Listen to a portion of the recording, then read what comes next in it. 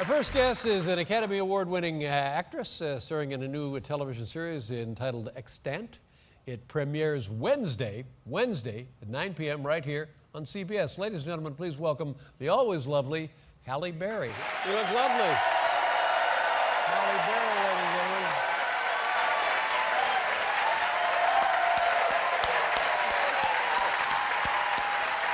How you doing? Fantastic. How's your summer going?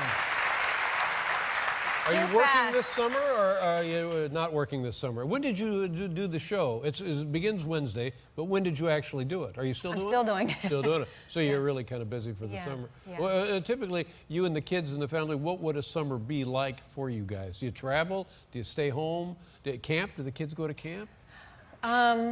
We would be traveling. We would probably be going to Paris. That's where my husband's from. That's going to be our go-to. That sounds like a lot of fun. Do the kids realize how great it is to be in Paris? Not yet. Yeah. But they know Mom is real happy when we're there. So. Yeah. And do you parlez-vous français? Parlez-vous Un petit français?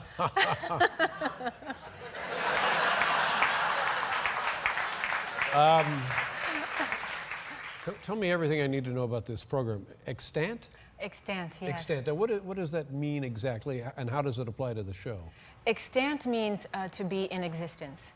And that's the title of our show because it's all about fighting to survive. Who will survive? Will human beings survive? Will AI robots take over and will they be the primary survivor? Will aliens coexist with humans? Will they survive? It's all about who will survive. Our show is set 35 years in the future. Now this is quite thought-provoking. 35 years from what it is now. So that would be, I don't know, what would the year be? 35 years from now is what? 35, 35. Well, no, 35, 65. Yeah, around that area. Sure. I think this, no, but tell me what you think, and then I'll tell you what I think. Tell you what I think about what? About the show, the premise of the show, and artificial intelligence and what life might be like and stuff. If I think it will be here or not? Yeah. Probably in some form. Mm-hmm. I'm one of those that believes in, I don't believe that we are the only species in existence. Really? I don't think so. In existence or existence on, in our galaxy, in our solar system, in the universe, you think there's other things? Yes, I do. Like in what form? There's no way to know, is there? No way to know, but my ego doesn't tell me that we're the only ones who have survived. Mm-hmm. I think it might take us 20 years to get to those other life forms, but I think they're out there. Yeah, but you know there's the ongoing search for extraterrestrial intelligence, SETI, nothing. They've uncovered nothing.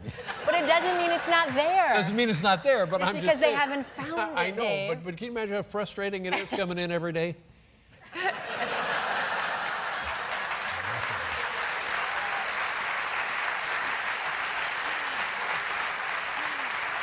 Now, I saw the show, and it's very provocative. And can I tell people what I know about the show? Sure. You're an astronaut on the show, and also, can I say the other part? Huh? If you know it. Yeah. You're pregnant. Can I say that? Yes. Yeah. But you've been in space for over a year. Right? Right. So, well, you know. That's a good place to go have an affair, don't you think? Well, I mean, but first of all, how do you sell this to your husband in the show, the TV show? He's okay with that. Well, now wait a minute. When you weren't pregnant when you launched. Well, he's as curious as everybody else is about. Curious? I'll bet he's curious. Hey. Yeah. That'll get your curiosity working, won't it? Well, the big question is what is this child going to be like? You know, that's the question I'm getting asked most often. What will this... In the show, I mean, you know, because you're doing the show, how it is you're pregnant. You know that, right? I do. But you can't tell us, can you? I cannot. You have to watch for about 12 shows. Mm-hmm. And it could be that out. Could be an alien. Could be an alien. Could be exactly what you're talking about. It could be an alien. Could be. Could be a stowaway. Not likely, a guy but could hiding on the be. ship. Not likely, but could be. I'm just here to fix wiring. How did you get here? Could be the pool man. The pool man. Oh, man. my God. Well, it's sort of exciting, isn't it? It's fun It's to really think exciting. about. Yeah. It's really And in terms of artificial intelligence, are we making vast leaps in terms of artificial intelligence or not? I think so, and our show definitely describes a time in a world where we will make vast leaps, where these AIs will be almost as human-like as we are. But the question our show poses is, can you teach a machine to love? Can you teach a machine to be human? And how does that happen? Because already computers have been proven to kind of program themselves sometimes. And so if AI start programming themselves, how far can they go, and will they ultimately surpass our level of intelligence? That's It's kind of scary, isn't it? It is scary, but it's also exciting at the same time. Was Steven Spielberg involved in this production at all? Did he have something to do with the show? Yeah, What does he do with the show? he's our executive producer. Well, there you go. You're in good hands. Very good hands. Yeah. Nobody knows this genre, I think, better than Steven Spielberg. Yeah, Right. yeah. And so far, you're enjoying it? It's a lot of fun? It is. It's a lot of work. I had no idea what it was to shoot a television series. And with a newborn baby who doesn't sleep through the night, it's been How old is the newborn? 9 months. Oh, you're not getting any sleep.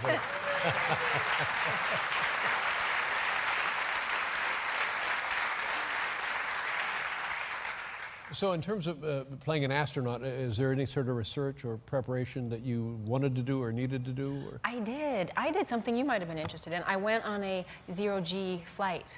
I've heard about You ever heard this. about that? Yeah, yeah. Yeah, I did that. And how does that work? It makes these parabolic dives and climbs. Yeah, and when you're diving down, that's when you are experiencing zero-G. And you do that about 15 times on this flight. 15 times? 15 times. At what altitude do you begin the dives, do you know? 20,000 feet. 20,000 feet, what kind of aircraft? I don't know the kind of aircraft. Can't tell you. That'd be the first thing I'd want to know. What am I getting on? A big one. Yeah. Okay, so what happens? And so you make these dives, and when you're in those dives, you then experience weightlessness. So you're just flying or You're just floating. flying. Is that a delightful sensation? It's a really delightful sense. Everybody cracks up laughing. Yeah. It's to be upside down and not have a head rush Yeah. is probably an experience that you've never felt before. And why do they do it 15 times? So you get your money's worth.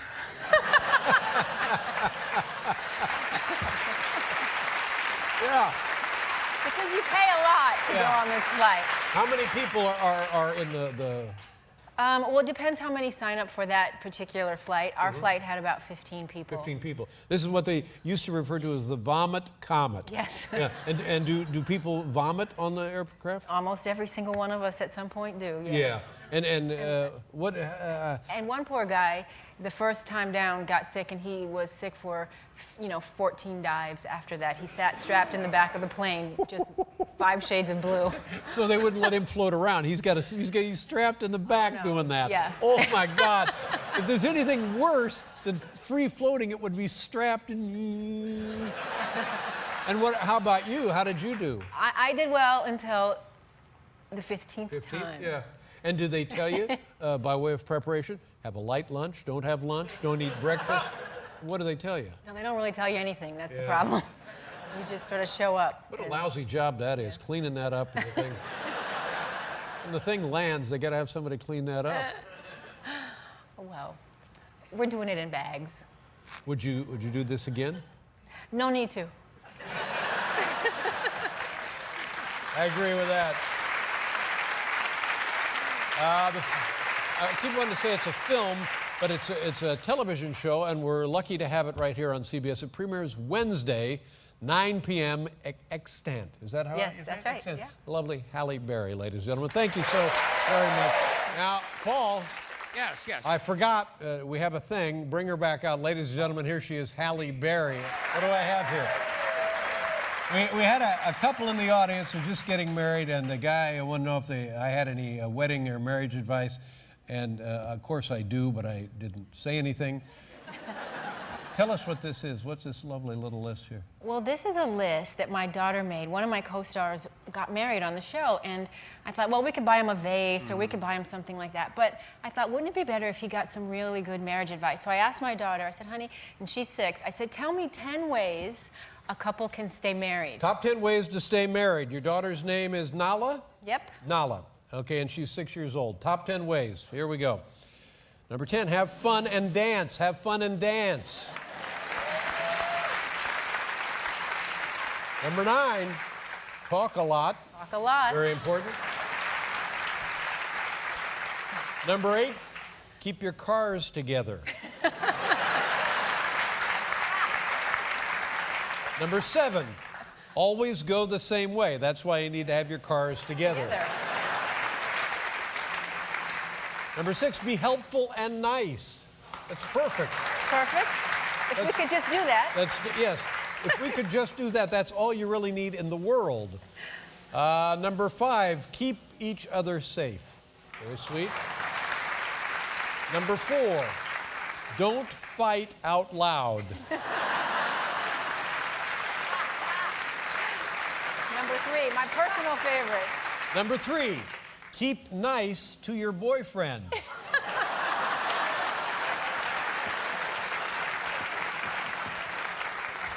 But don't be nicer to your boyfriend than you are to your husband. Number 2, stick together like stick yourselves together.